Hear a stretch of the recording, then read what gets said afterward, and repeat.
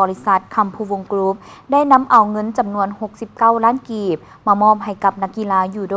ที่ได้รับเหรียญรางวัลในงานมหกรรมกีฬาแห่งชาติครั้งที่ 12ในวันที่ 3 ธันวาคม 2025อยู่ที่เมืองสีโคตบองบริษัทคำพูวงกรุ๊ปได้นำเอาเงินจำนวน69ล้านกีบมามอบให้นักกีฬายูโดที่ได้รับเหรียญรางวัลในงานมหกรรมกีฬาแห่งชาติครั้งที่ 12โดยการเข้าร่วมของทาน อินปอง ทุมมาประธานคณะกรรมการปกครองเมืองสีโคตบองท่านจันทวงศ์พามิสิทธิ์ผู้อำนวยการบริษัทคำพูวงกรุ๊ปมีฮ้องผู้อำนวยการภาคส่วนเกี่ยวข้องและนักกีฬาเข้าร่วมในพิธีทานวรรณเรศพิพักษ์หัวหน้าห้องว่าการปกครองเมืองสีโคตบองได้รายงานผลสำเร็จในการนำพานักกีฬายูโดชายหญิงเข้าร่วมการแข่งขันในงานมหกรรมกีฬาแห่งชาติครั้งที่ 12ที่นครหลวงจันทร์เป็นเจ้าภาพซึ่งเมืองสีโคตบองได้เป็นเจ้าการร่วมกับโรงเรียน AIS ในการนำพานักกีฬายูโดเข้าร่วมแข่งขันในงานดังกล่าว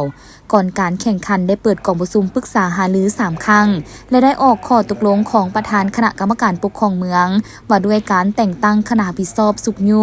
ติดตามและสนับสนุนการฝึกซ้อมนักกีฬาในนั้นมีนักกีฬาเข้าร่วมทั้งหมด15คนหญิง4คนได้เริ่มเก็บตัวเข้าฝึกซ้อมแต่วันที่1กันยายน2025เป็นต้นมาอยู่สโมสรกีฬายูโดสีไคและศูนย์กีฬายูโดลาวญี่ปุ่นผ่านการลงแข่งขันระหว่างวันที่ 16-18 พฤศจิกายน 2025สามารถยัดได้ทั้งหมด13เหรียญคือเหรียญคำ2เหรียญเหรียญเงิน3เหรียญและเหรียญทองแดง8เหรียญ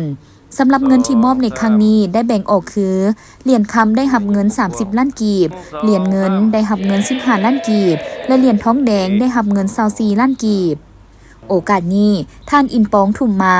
ได้กล่าวแสดงความขอบใจต่อทางบริษัทคำพูวงกรุ๊ปที่ได้ประกอบส่วนวัตถุปัจจัยให้กับนักกีฬายูโดที่ได้รับเหรียญครั้งนี้ซึ่งเป็นการประกอบส่วนอันสำคัญเพื่อสร้างขวัญกำลังใจให้นักกีฬาได้มีความตั้งใจฝึกซ้อมและพัฒนาตนเองขึ้นเติมเพื่อเข้าร่วมแข่งขันในงานกีฬาครั้งต่อๆไป